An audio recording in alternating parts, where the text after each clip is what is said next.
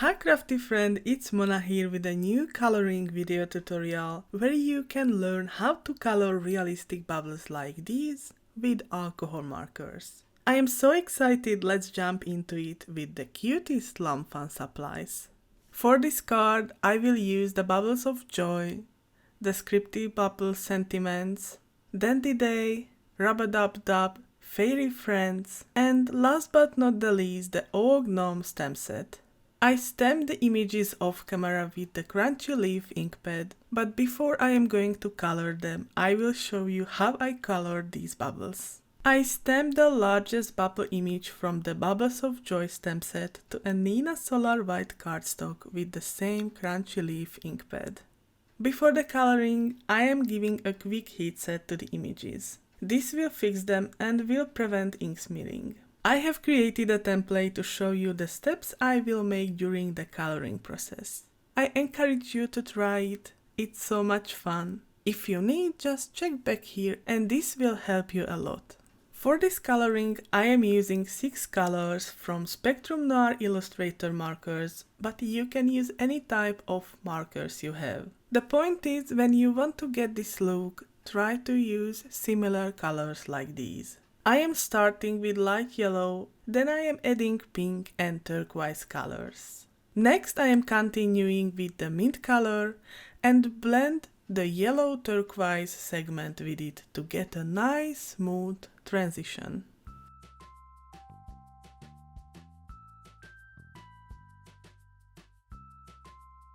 Next I am using the soft lilac and doing exactly the same process like with the mint, but this time on the pink and turquoise segment.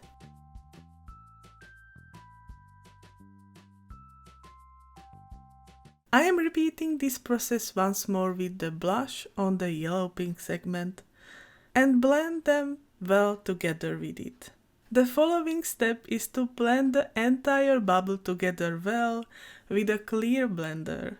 After this process, I am going back to my blush marker and create inside a symbol like this. It's important to make this process after the blending because the cardstock will be a bit wet and I have better control over it when I am blending it over again. Now I am correcting the bubble where I need and I am starting to color the outsides oppositely to create that original bubble effect.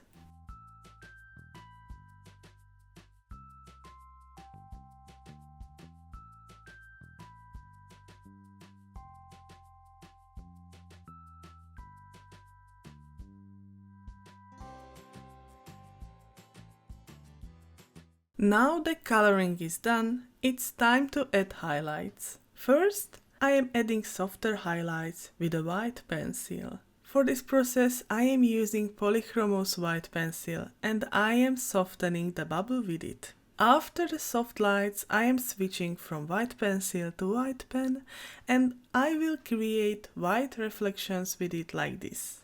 2 thicker lines outside and 2 smaller and thinner lines inside to create the spherical effect.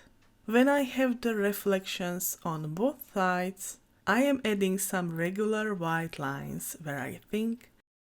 Then I am adding sparkling effects too. Each of the bubbles will look a bit differently, but that's okay, and it will make the project more natural. Now I am continuing with the coloring on the other images too. I speed this process up and I will talk again soon.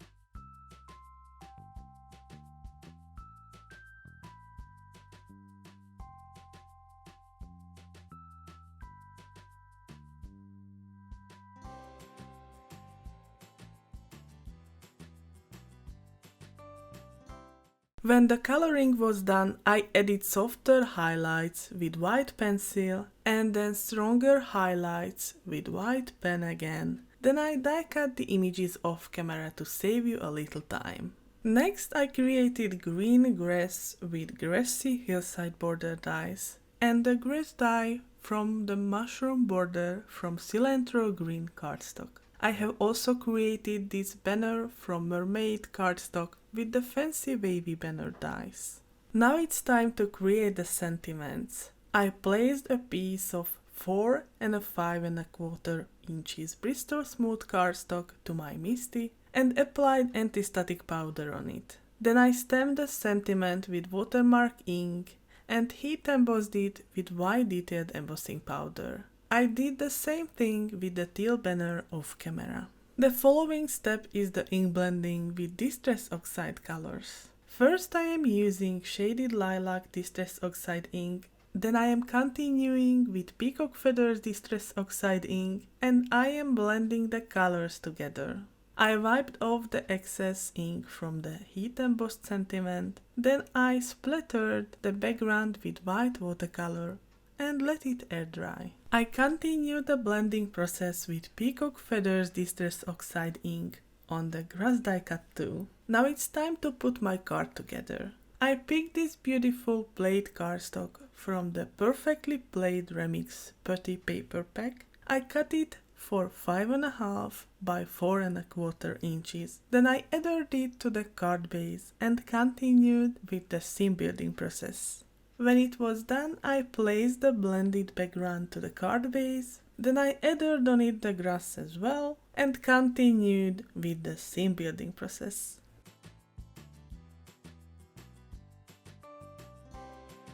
If you are still watching this video, you are the best! With this you help a lot to my channel and I really appreciate it. If you try this technique and you decide to post it to your social media, please tag me so I can see your fabulous creation. It makes me so happy and I will reshare some of them on my Instagram stories too. Thank you so much for joining today. See you next time.